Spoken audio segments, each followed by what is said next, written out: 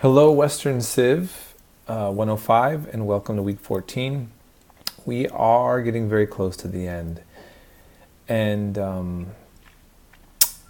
I really find that the topics that we cover a little bit grim come the end of the section, but I'm very happy I have an opportunity to have this discussion with you because I think that it's really important.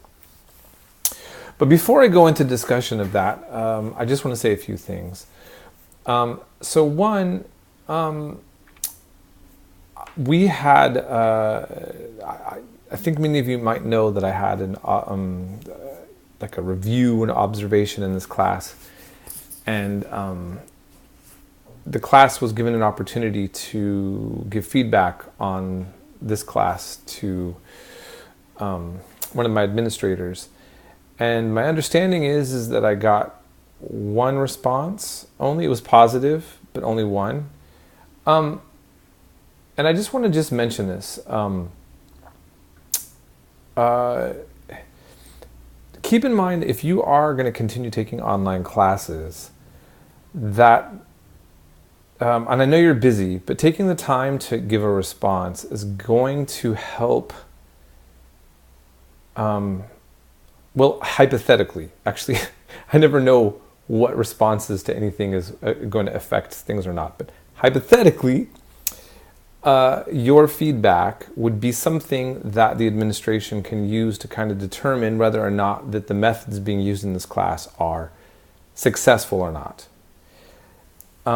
And so perhaps some of you had, there were certain negative aspects of this class or problems with the logistics of that might have been good for you to mention, because in that way, it's something that administration can see and I can see and then improve upon. So that's that. But the other side of it is that when I don't get a lot of feedback from the students, it's left to the administrator, the small group of people who look at my class and decide if what they're seeing is really good or not. And they may or may not have the same opinion about things as you guys do, and your feedback helps kind of maybe put things into different perspectives for them. In any case, I'm going to be required to change certain aspects of this class, and it may or may not have changed things if there were some feedback. And so what I'm really trying to say is this. I'm not upset about anything or putting blame on anything. I'm simply trying to encourage you to realize that participating in those kind of surveys might be something in which can help keep your class the way that you want it to be, or change it for the better, or address serious problems. And I don't really know where I would fit into that with you guys, but just keep in mind that you had a chance to give feedback and many of you didn't do it. And so that's all. And so if that matters to you in the future while if you're going to take more classes, it's just something I want you to keep in mind. Okay? That's all. So having said that, here we are in Western Civ. And we can't help but really feel or think or to address this fire of the Notre Dame in France. It's kind of overwhelming. For me, I can say as a person who loves history and culture and have been traveling, I didn't make it to Paris when I was in the Netherlands, and I told myself, I'm going to go back next time when I can afford it. And I didn't get to make that trip to see. I had no idea that this was a missed opportunity for my lifetime, for forever. It's like, whoa, it's intense.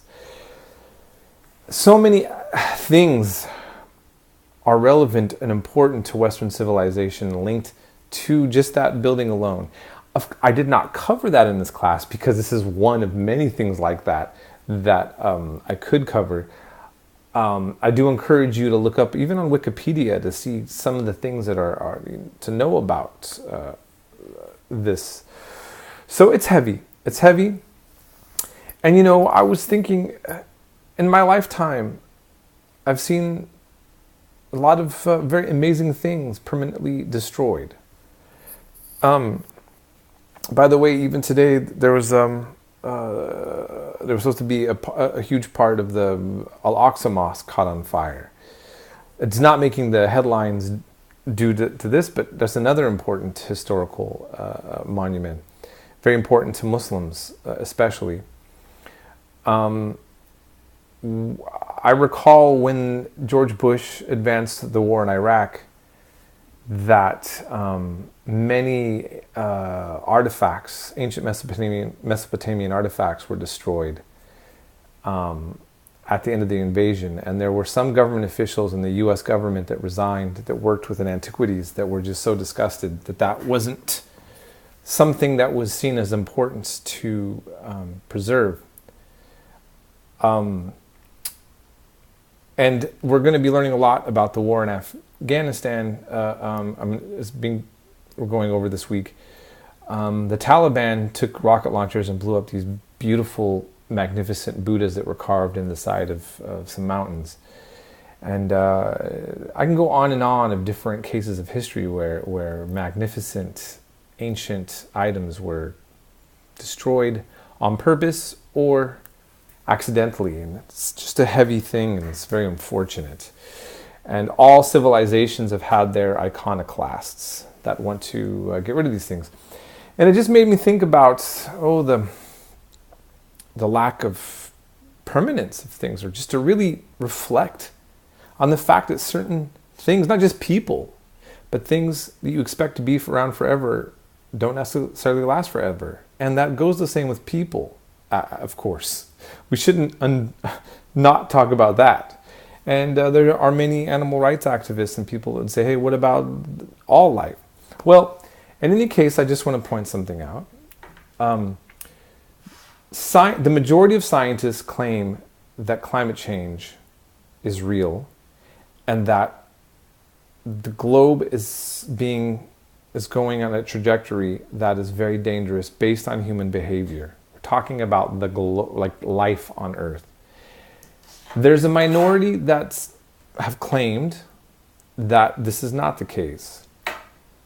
Most of us who are supporting the science are not scientifically qualified to know whether or not the scientists are really accurate. And many of the people criticizing that science are not qualified and really know how to debate if it isn't happening. So let's be honest about that. But we do have the majority of people who are spending time studying these things telling us that the time to start changing human behavior for the globe was yesterday, not the future. And we're still having people dragging their feet, policymakers. The idea of having some sort of policy to address that is seen as radical and far left. I realize I am preaching a certain point, but I just want to point out, if the science is right, it's kind of a big deal. If we're going to be in awe and devastated by what we're seeing with this magnificent, over 800-year-old cathedral, if we actually let our species, life on this earth, deteriorate because of human behavior, neglect of taking care of the earth, far more carelessly than of taking care of churches and mosques or other things. This is life on earth. Now, look, I try not to shove too much ideology down your throats. And I just want to say I don't really see that as a left-wing or right-wing topic. But during something like this, as a historian, I can't help but think, as the cliche goes, that you want to learn from history. Now, if I'm wrong on that, and if the science is wrong, and everybody's okay still a few centuries from now, I'm very happy that this was an alarmist, silly fit of paranoia. But if not, any case, now I'm going to just address what we've been learning. I also realize that this could seem very ideological, the points that I'm making for the next several sections, from last week to this week and the next one. But I am trying to make a case that Western civilization has made a shift. There's been a conflict of ideologies within the Western world that has kind of shifted and morphed from the Cold War and the Western world of capitalist liberal democracies versus communism, or even right-wing capitalists against communism.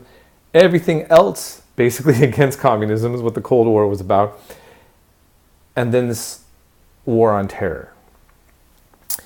And the point that I just, I'm trying to get you all to see that there is a trajectory of events that has led us into where we're at now. That history is not static.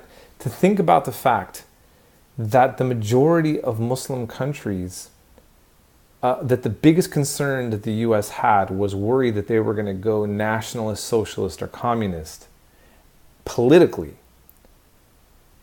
While now this kind of naive view by many people in the West that Muslim majority countries, that everybody strictly sees Islam as a political answer for everything. Well, that's not always been the case. Even women wearing head coverings and like they do now has not always, like in the 60s and 70s in many parts of the Middle East and Muslim majority countries, you saw women not wearing head coverings as much. This is a new thing. Now, I'm not going to say what is best or not for a Muslim majority country. I'm not going to imply that they need to be like us.